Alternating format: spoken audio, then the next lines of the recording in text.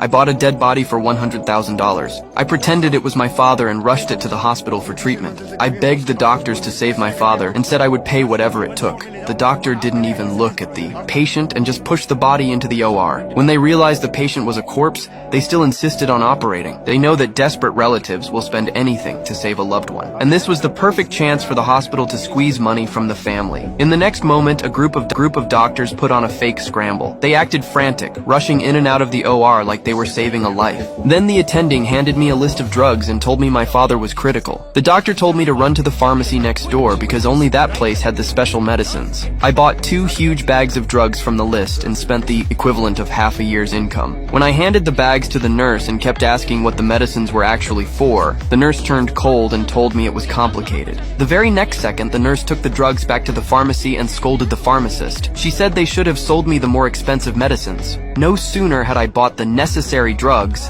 than a doctor came out and asked for another $500,000 for surgery. When I said I'd already paid surgical fees when we first arrived, the doctor said my father's condition was urgent and they needed to hire a famous specialist for an extra fee. After I paid again, a solemn expert went into the OR. But while we anxiously waited outside, the operating room was eerily calm and all the staff sat around chatting. Every half hour or so, a doctor would come out, each one playing their part like seasoned actors. Only after asking me for money several more times did the doctors finally walk out with grave faces and tell me sorry. They said my father couldn't be saved and had died. I begged them to try anything else, but the doctors said no attempt could bring a dead person back. Then I suddenly grew calm and mocked them, saying they specialized in treating the dead. I pulled out the corpse's death certificate and told the doctors that the patient wasn't my father at all. I had bought the body from the crematorium and he had been dead for 3 days. I demanded to know what they had been doing in that, or for 8 hours.